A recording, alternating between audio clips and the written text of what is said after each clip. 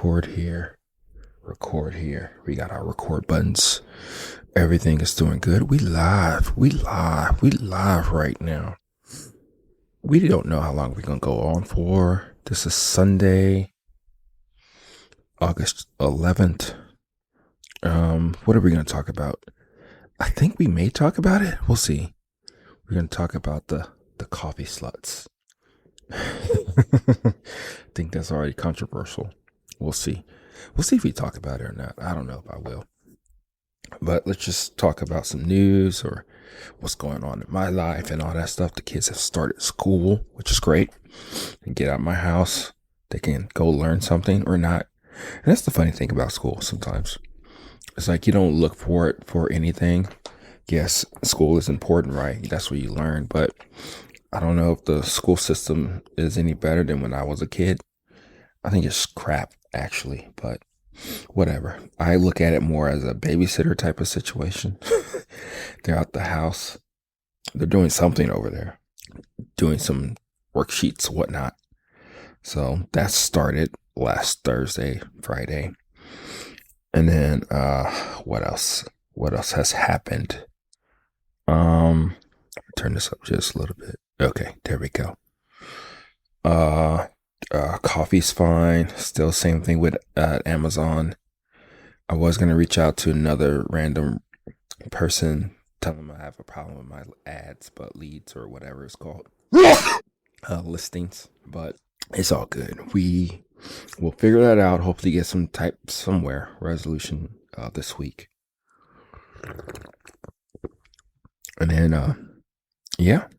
So it's Amazon. YouTube is doing this thing.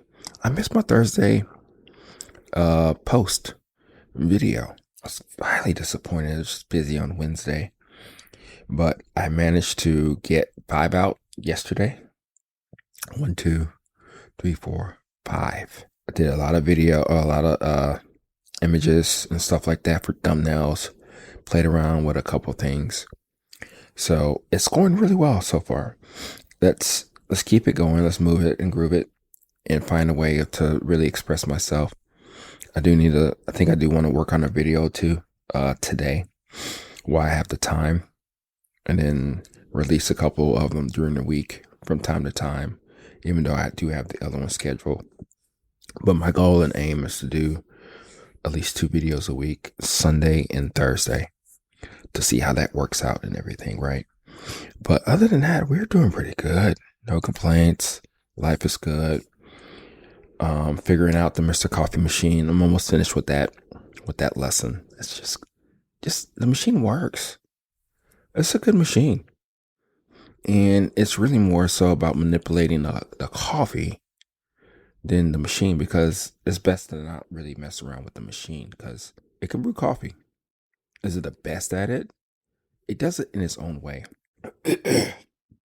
Oh, shit. So it does it in its own way. Just kind of like some people are like really big on these fast filters and stuff. And I'm just kind of okay with them. But we'll see. Play around with it a little bit more. It's coffee. This coffee's okay. It's dark. We'll see. Yeah, I'm just trying to got a little tickle. I'll let the coffee cool down a little bit, but it's that deepness on it. This is Brazilian. It has a lot of fruitiness on it, especially on the smell and taste. But it has some type of weirdness on it. We'll go from there, right? We'll taste this coffee a little bit more. Probably dial it in a little bit more. But for the most part, I think I may just throw it in Mr. Coffee machine and see what it does. I think I'll do really well. These dark roasts do really well. And the medium roasts do really well. Just dial it in and go from there. But I'm almost finished with my assessment of the Mr. Coffee machine. Coming up with a recipe that people can use and all that stuff. I have to think about like from 12 cup all the way down to 4 cup or 2 cup or whatever. I would just suggest you can do 2 cup in the 12 cup machine, but I believe if you have a 12 cup, just go from like 6 to 12 cups and then go from there. But it's a really fast brew machine. The filters are just fine. They brew really fast. So that's one of the things that people don't realize is that it does brew pretty fast. It does a really decent job. It's just really more so the coffee. And if you don't have the right coffee in there or the right grind setting, then you're going to mess up that machine, or it's not going to present the coffee the way that you think that you need to. Now, the hard part that I need to work on is not so much work with a specialty coffee type of mindset. It's more so like just a regular Joe type of mindset, meaning that if it has 2 cups, put 2 cups of water or 4 cups of water, and then work with tablespoons. So we're going to dial in the coffee that way. And then once we do that, we'll go from there. And then I think my recipe for the 1 pour, paying respect to Mr. Coffee, is going to be a good thing. I think I may do that this week, but we'll see. We got so many options, so many things to think about, to focus on, and to ponder, right?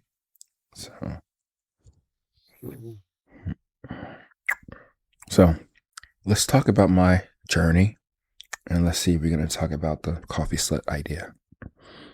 When I started in coffee, I was big on a lot of stuff. I started at the grocery store, as most of us would do. We would drink coffee and enjoy it. And then for some reason we want more. So then I started buying coffee from different places around the Houston surrounding areas, mainly just Houston. And then I started venturing out to different parts of Texas, different roasters. And then I started reading and getting educated and understanding coffee a lot more. So I'll start buying different coffee machines and coffee makers and really exploring things for what they were or are or whatnot, right? So it was a gradual thing, And my budget for coffee back in the day it was expensive. It was about $120 a month. Now, if I was doing that, if I was buying from others, it'll probably be about $200 a month, small bag. But I'll get coffee from here. I heard about this coffee there, venture out there, go to the grocery store, get some more coffee. It was exciting, just thinking about all the different coffees I can really get to it and enjoy. And it wasn't so much about, oh, I had an Ethiopian this time. I'm not going to get another Ethiopian. No, this other roaster may have a different type of Ethiopian, and their interpretation of the way they actually roasted it may be different, totally different than what this other roaster has done. So you can have the same exact coffee or something very similar, but since you're dealing with different roasters, you feel that you are getting something different, which you were. But I think the thing about it was more so like a journey. It was something that, you look forward to, you gravitated to, you wondered what was next on your list. Not so much even to conquer the coffee, just to taste and experience the coffee. And I think that's the beauty of like the early days of as I was doing this whole coffee journey thing. It was a lot of fun. And then it got to the point to where I ventured off to like roasting, going into that world. And then I even got the kick of like, okay, let me just order a pound here and there, 2 to 5 pounds. Then I started getting more and more pounds and sacks and all that stuff. But I knew as I was starting out in my coffee journey business situation that I couldn't really just buy these big sacks of coffees because the clientele at the time wasn't as much or many people. So that'd be very wasteful, and I have these bags forever. I'll probably talk about my first bag of coffee, another episode. But I still bought these smaller lots, different coffees. And the beauty about the situation I was in is that I can roast them so many different ways. I didn't even know how to roast at the time, but it was part of the journey. And it was part of the ability to just do something, get something, experience it, and move on, And I was an original coffee slut. I know that name may not be right, or people may not like it or understand what I'm really talking about, but a slut, you know what a slut is, very sexual or whatever, but somebody who like gets around, somebody who is like on a thrill and a chase. And in that case, it's more so for sexual intercourse or pleasure or whatever it may be. But in this case, coffee slut, it does exist. I was one of them. I was a addict. I'm an addict. Don't get me wrong. I really am. I've roasted this coffee twice differently. One was light roast. This one's a darker roast. I don't know if I care for it that much. We'll see as we keep going and drinking it and experience it for what it is. Then I got an Ethiopian that I'm not too big of a fan of. It's a natural, so it's a big, heavy taste, fruity taste in the beginning. This one's more lemony than red fruit. I don't know if I care about it so much in a darker realm, so to speak. And then the Colombian tastes like a Colombian. It's a little tanned a little bit. I did roast it just slightly a little bit darker, still more so like a medium roast. It's not as pronounced or acidic forward than the other Colombian that I really did not like. I don't know if there's sweetness on it. See, I could go on and on about talking about the nuances of coffee, what I like about it, what I don't like about it, the way I brew it and all that stuff. But I think that at the end of the day is that's what keeps us going. Us coffee sluts. We just love coffee so much to the point to where we were just like jumping from roaster to this bean, that bean, this anaerobic process to this new age of like just a really clean wash coffee. It's one of those things to where we are just really just out there. We could never get enough of experiencing coffee. And truthfully, that's a problem. Well, that's at least a problem for me. See, that's the thing about this. I am a coffee roaster, right? And the reason why I truly really got into coffee or to try to sell coffee or to give coffee an experience for people to also enjoy was because I knew how expensive it was. I knew that this hobby was like kind of crazy, kind of like out there. I knew that, you could spend so much money on the machines, on gadgets, on the beans and all that good stuff, right? And I knew that my angle was going to be providing an affordable but good tasting coffee. I don't say great because most coffees are just good. And I want to be able to present people good drinking coffee at an affordable, at a reasonable price than what I was paying because I was out there. I knew how much coffee was. I know how expensive coffee is. Hell, it's still even more expensive now. The bags are getting smaller. The coffee is getting more expensive. The bags are cooler, right? I don't think the coffee is necessarily better. That's a story for another day. I guess what I'm getting at is that when I went down this road of really trying to provide something of substance, of greatness, of something that people cared about, it was a trip that I really truly really care about people. And I think everybody else in the coffee industry does care about people. But, it's a business too. It's about making money. It's about make it sustainable for your family, for friends who wants to go on this journey with you. And it's something that we can really gravitate to and love and enjoy and all that stuff. But when you really think about this thing of being a coffee slut, like loving coffee and always like you can only have like 2 or 3 brews and you're like done and you're ready to move on to the next thing, next venture.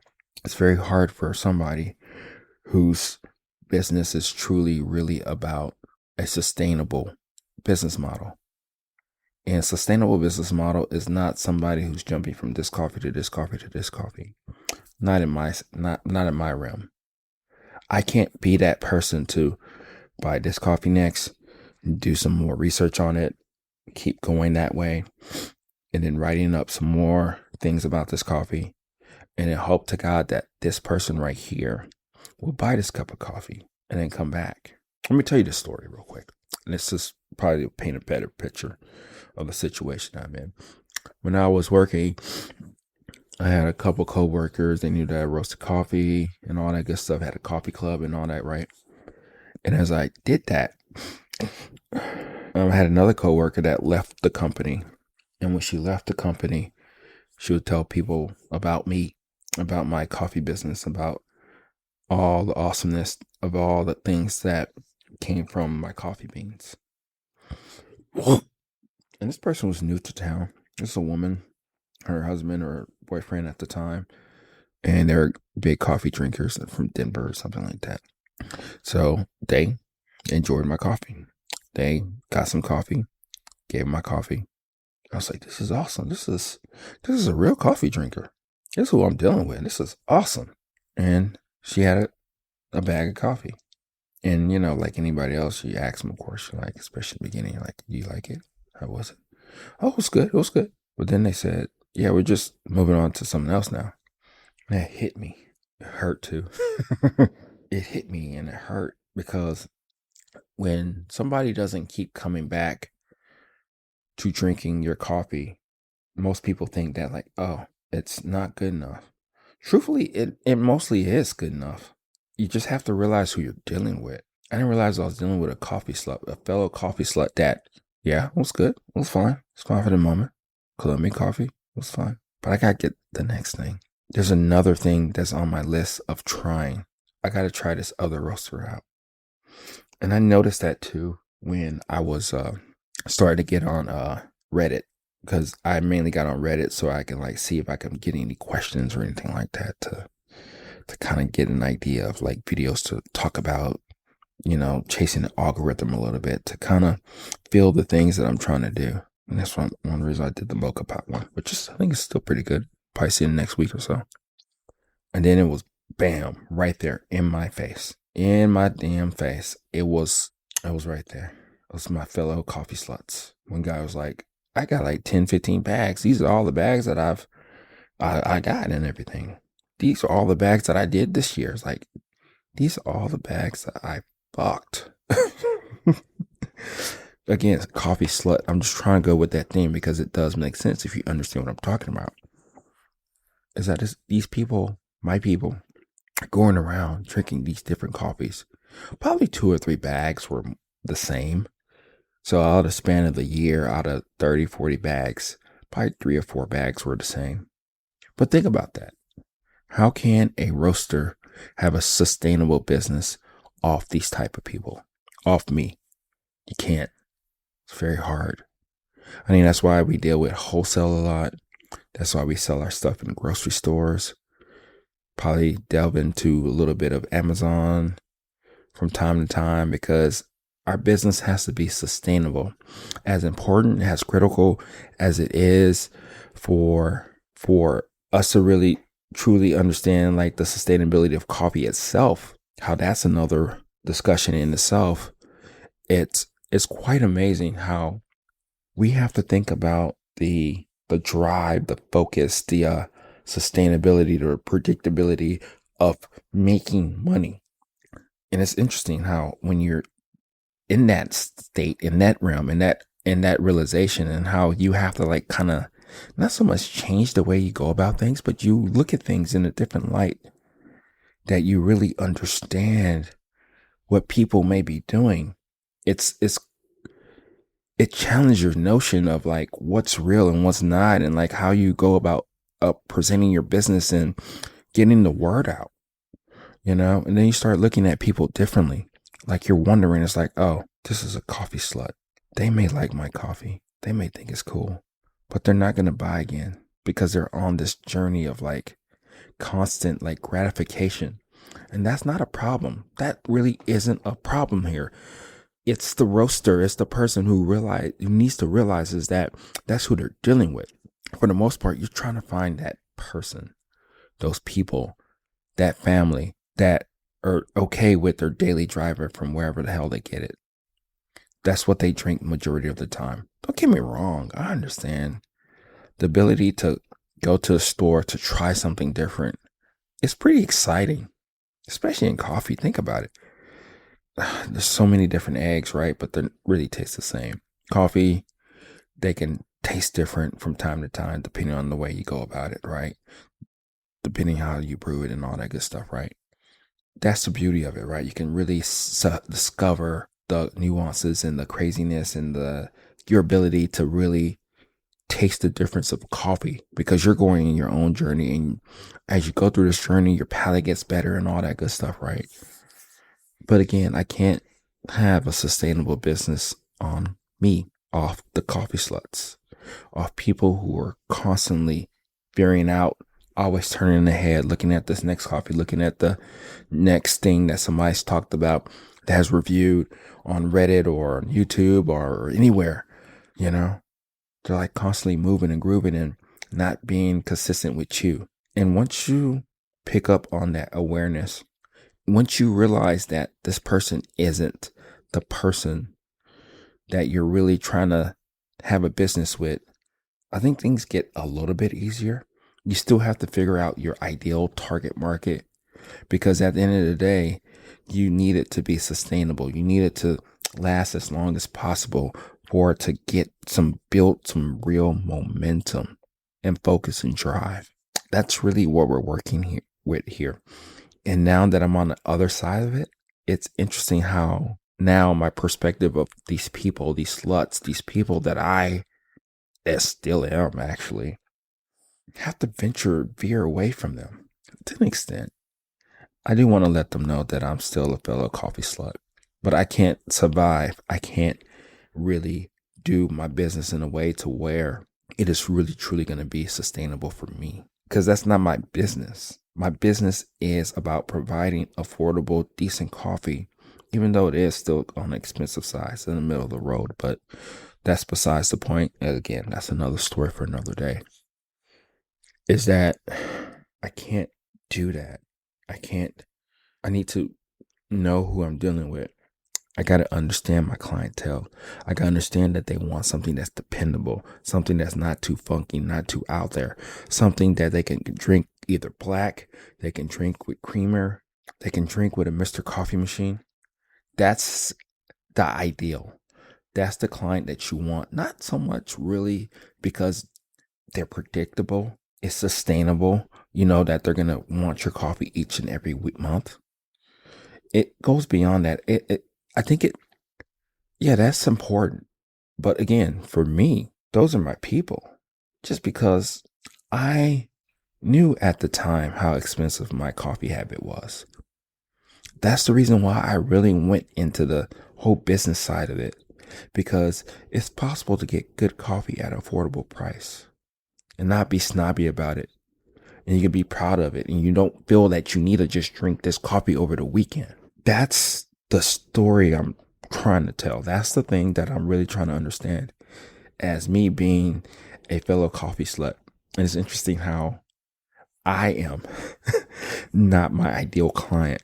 I am not the person who will truly, really buy coffee from each and every month, each and every time I'm running out.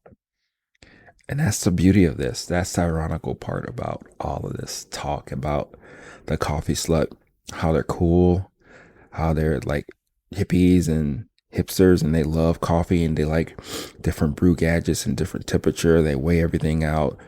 They understand if the coffee's too light or not too light, which too light is kind of a problem. It's interesting, right? As I sit here and talk about this topic, and I don't know if you think about it, I thought this was gonna be really controversial, but it's more so like a realization that this world that we're in, that we love and understand and try to understand it from people's perspective, is that it's a journey and each of our journey is different. And as we go out there and test different beans, drink it amongst friends and family and coworkers, we're in a place to where it's quite amazing. And I think that's the reason why I'm not so much mad about a coffee slut, that type of clientele, that type of business person, or that not business person, that type of customer, because they're just on a journey of just trying to find what works for them.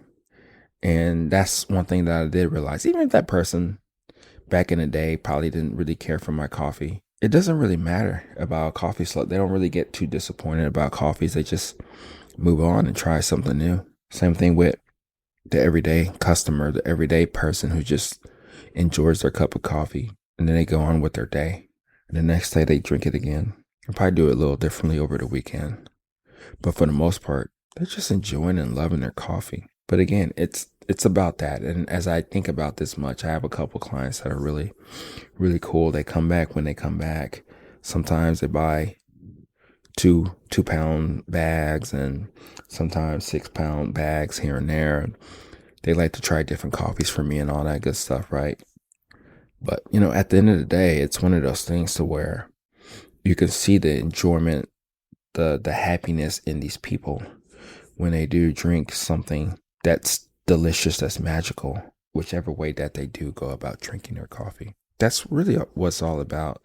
So there's so many different type of coffee people. There's mothers, there's parents, there's dudes, there's women, there's teenagers, there's people who just barely got into coffee. There's people who's been drinking coffee ever since they were young.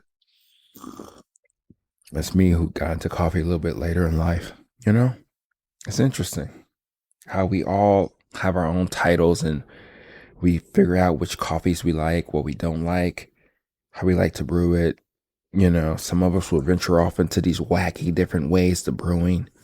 Some of us will really go into this world of roasting. But we're all different. But we're all on a journey. And I think that's the beauty about all of this, is that we love coffee. Some of us love it a little bit more than others. Some of us like to, so to speak, bank one person all the time. And some of us just like to just get it on with as many coffees as we can. There's no problem with that. But in my case, I'm all about reaching the people who wants coffee on a daily basis, a daily driver that they can depend on. That's what I can give you. And even you coffee sluts, my fellow brethren and sisters and all that out there, you can come to me too, even if it's just for one bag in a lifetime. Probably I even help you with some tips about brewing. That's still helpful. Yeah, helpful for me, but also I hope that it is helpful for you. So that's what I got for you. The coffee sluts, the people who everyday beans type of people, and everything in between. I salute you on your coffee journey. And this is Everyday Beans out. Talk to you later. Bye.